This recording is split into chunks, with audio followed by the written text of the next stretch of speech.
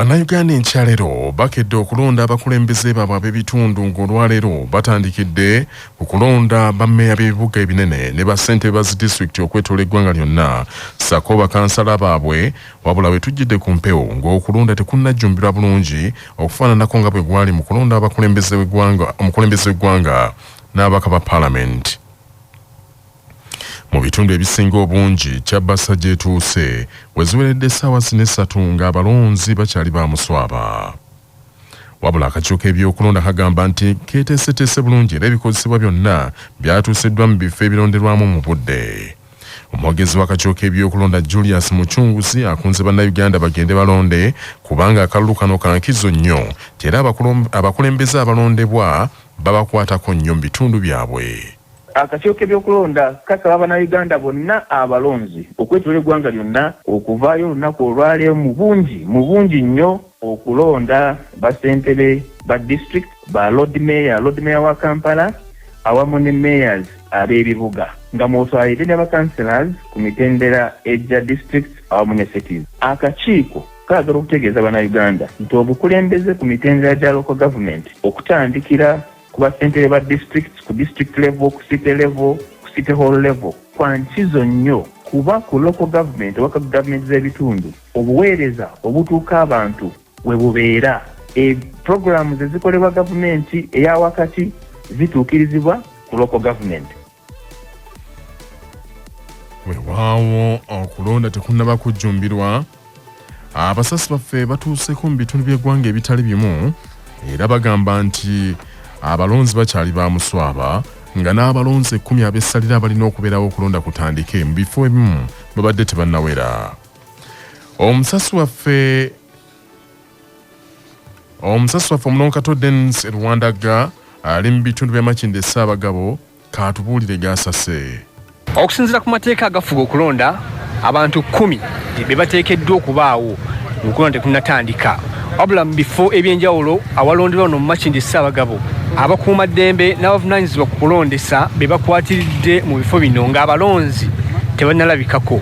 Kino kitegeeza nti abalonzi 10 abo basooka abessalira abali mu mateeka gafuga ebyokulonda bwaba nga tebannalabikako kitegeeza nti n'okulonda kuba tekunnatandika era nga ge mazima okulonda tekunnatandika.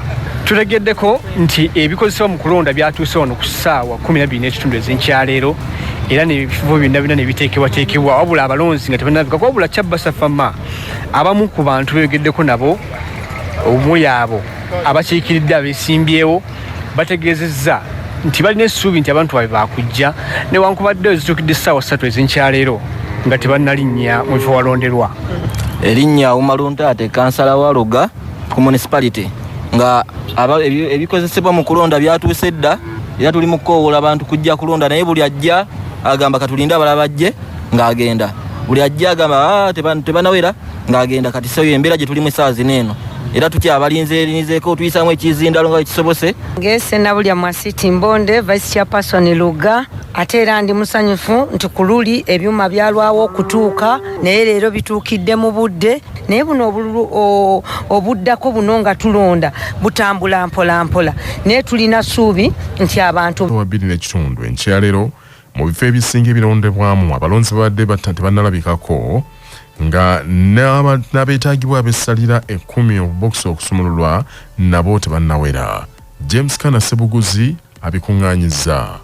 Ku ssaawa emu yennyini ey'enkyaleero tubadde tutandise okutalaaga ebitundu eby'enjawulo mu disitulikiti y'Emityana okulondoola okulaba butya enteekateeka z'ebyokulonda eza leero bwe zitambula okwawukanako ne bwe gwali mu kalulu akaasooka ebikozesebwa mu kulonda lwe byakeerewa ku mulundi guno kuweweredde essaawa emu nga mu bifo ebisinga obungi abakozi mu kakiiko k'ebyokulonda baatuuse dda nga n'ebyo bye beetaaga okutandika okulonda babirina kyokka nga ekyenjawulo ku mulundi guno bangi tubasanze beemagazza olw'okuba nti ate abantu 10 abateekeddwa okubaawo ng'abajulizi okusumulula bokisi omujjidde obululu ate babadde tebannawera. Ku polling station ya Kajoji Victory wano weziweredde ssaawa 2 nga abalonzi 10 be beetaaga okusumulula obubokisi baakafunako 6 gwokka era ziweze ssaawa 2 n'ekitundu mu kifo kino okulonda kubadde tekunnatandika.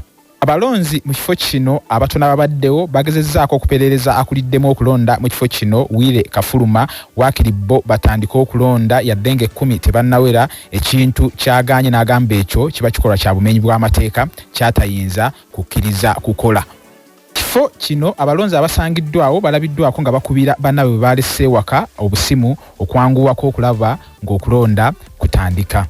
Akalulu ka ssentebe wa disitulikiti Mityana kalimu abantu 3 abavuganya okuli owa NRM era yaliko ssentebe wa disitulikiti eno munnamateeka Joseph Luzige nga kwotadde n'owa NUP Miriam Nassali Lugendo ono nga yabadde amyuka ssentebe wa disitulikiti eno mu kisanja kino ekiggwako kosa omusomesa Kabanda Gerard Mukwaya. Kulwakina munana kukinyiza munana CBS FM James Kana Sevuguzi ndi Mityana. Mu disitulikiti y'e Bukomansimbi abalonzi mu disitulikiti bali 89,658 be balina okulonda ssentebe wa disitulikiti eyo naye nga okusinziira ku bivaayo kibiraze nti abanajjumbira akalulu ka leero bayinza okuba ab'omuswaba ennyo era mu kunoonya akalulu k'e Bukomansimbi abeesimbyewo ebiseera ebisinga badde bafukaamirira abalonzi nga babeegayirira bajje balonde ekisuubirwa nti kiyinza obutabaawo. Omusasi waffe Mbarura Kasebufu Junior alina ebisingawo. Ekifo kya ssentebe wa disitulikiti y'e Bukomansimbi kivuganyizibwako abantu 2 bokka okuli ssentebe aliko munna NUP Fred Nyenje Kayiira kosa munna NRM Bulegeya Julius. Abalonzi abo abasoba 8,000 bakulondera mu bifo 217 okwetooloola disitulikiti eno. Mu mbeera eyo neggombola 9 ezikola disitulikiti y'e Bukomansimbi nazo olwaleero lwezigenda okusindika abakiise baazo ku disitulikiti era nga buli ggombolola yakusindikayo abakiise 2 okuli omwami n'omukyala. Ayogerera NUP y'e Bukomansimbi Muhammad Musa Matovu Kigongo ategeeza kyabbassa enkya ya leero nti ennaku eziyise mu kuwenja akalulu bo ogwabwe bagukoze ogw'okuzzaamu banna NUP essuubi n'ategeeza nti ebifo bingi bagenda kubyeddiza. Ye Kizito Ssemukuutu ayogerera ekibiina kya NRM e Bukomansimbi agambye nti n'olunaku lw'eggulo bayongeddeko bakansala 2 kwabo abaayitamu edda ng'abo be bayongeddeko be bagenda okukiikirira abakozi ku lukiiko lwa disitulikiti. N'ategeeza nti ne mu kulonda kwa leero baakwongerako ku muwendo gw'abakansala we tukoledde eggulire lino ng'ebifo ebimu okulonda kutandise. Mu disitulikiti y'e Wakiso omusasi waffe Kamulegeya Achilles atuuseeko e Bulenga kaatuwulire gajjeeyo. Neweziweredde saawa 2:30 ez'okumakya lwa leero polling station nyingi ze tutuuseeko abalonzi 10 abatandikirwako abamanyiddwa mu mateeka babadde tebaliiwo. Wano polling station eya Masjidi Bulenga mu disitulikiti y'e Wakiso waliwo polling center eno kuliko polling stations 6 nga kitegerekese nti waliwo abalonzi 3,600 newankubadde guli bwe gutyo ku 3,600 abalonzi 10 tebaliiwo n'okutuusa kati tebannatuuka ekitegeeza nti n'akabokisi kannaba kusumululwa. Twogeddeko ne ba polling agency betusanze ku kifo kino bategeezezza nti oba oli awo abantu baatidde ebyaliwo omulundi guli nga balowooza nti oba ebikozesebwa mu kulonda binaatuuka kikeerezi nga bwe gwali omulundi guli newankubadde nga ku mulundi guno byonna ebikozesebwa byabadde byatuusiddwa mu budde. Ate abamu ku batonotono abakiikirira oba ba agency baabo abeesimbyewo betwogeddeko nabo abatidde okwogera mu maloboozi gaabwe bategeezezza nti abantu baatidde okujja okulonda